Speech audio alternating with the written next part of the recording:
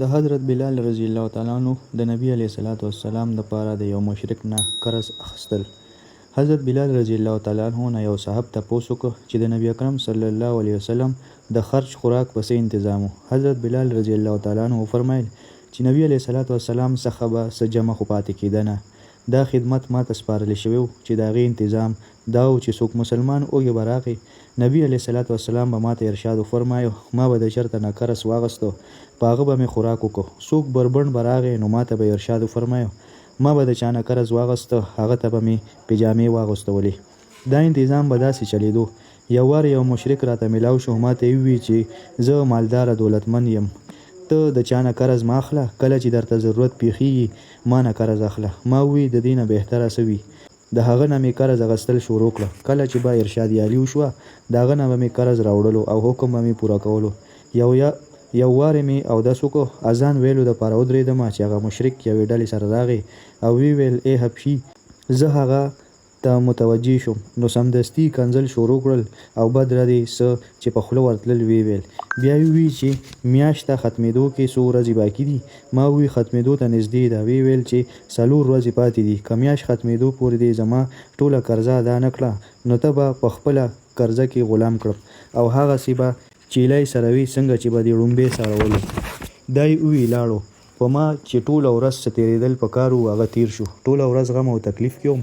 د ماسخوتن د مانځه نه پس د نبي علیه الصلاۃ والسلام خدمت کې یوازې حاضر شوم او ټوله کیسه مې ورته واوروله او عرض مې وکړو چې ای د الله رسوله، نه تاسو څخه دا وخت د ادا کولو فوري انتظام شته او نه زه سمدستي څه انتظام کولی شم. هغه به مې ذلیله کوي او شرموي. نو که اجازت وي د قرضې ادا کولو انتظام پورې به زه چېرته پټ شم. کله چې تاسو څخه چېرته نصر راشي زه به حاضر شم. دا مې عرض وکړو. کور ته راغلم. توره ډال او پاڼې مې واغستې. دا مې ټول د سفر سامانو او د سحر کېدو انتظام مې کولو چې د سحر نږدې به چېرته لاړ شم. سحر نږدې و چې یو صاحب په منډه راغی چې د نبي علیه الصلاۃ والسلام خدمت کې زر ورشه.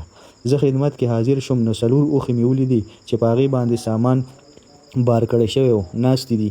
نبي علیه الصلاۃ والسلام وفرمایل د خوشحالۍ خبره درته واوروم چې الله تعالی ستا د قرضې ادا کولو انتظام وکړو. دا اوښې او د دې ټول سامان تا ته حواله دی.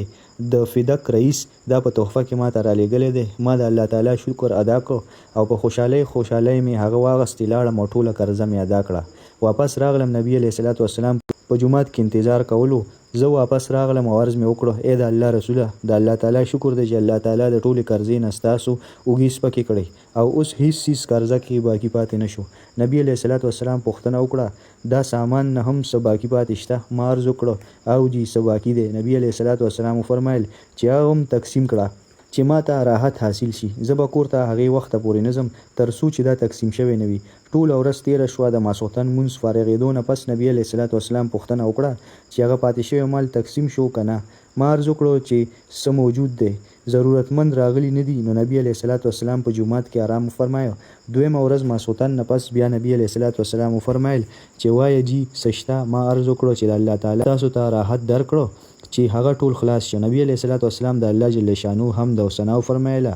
نبی علیه الصلاۃ والسلام ته دا ویره وشوه چې الله مکړه مرګ راشي او دا مال څه حصه زما په ملکیت کې پاتې وي. دې نه پس یې کورونو ته تشریف یوړو او بیبیانو سره یې ملاقات وکړو. فایده کې لیکي د الله تعالی د ولیانو دا هم خواهش وي چې به د دوی په ملکیت کې مال او سامان هیڅ پاتې نه وي. بیا د نبی علیه الصلاۃ والسلام بس تپوس کوي چې د ټولو نبیانو سردار او د ټولو ولیانو سرتاج او د دوی به دا خواهش ولې نه وي چې څه د دنیا نه بیخي فارغه لاړ شم. ما په معتبر ذریعو سره اورېدلی دي چې حضرت مولانا شاه عبدالرحیم صاحب رایپوري رحمت الله علیه الله تعالی دې په قبر نور کړي. معمول دا و چې کله به د نذرانو رقم څه جمع شو نو په پابندۍ به یې راوښتلو، ټول به یې تقسیم کړو او د وفات نه مخکې خو د خپلو اغوستو جامې وغیره یې خپل خاص خادم حضرت مولانا شاه عبدالقادر صاحب رحمت الله علیه ته ورکړي او ورته یې وفرمایلي چې بس اوس به لتانه مستعار یعنی وقتی فایده غسلو دپاره اخلم اغوندم به.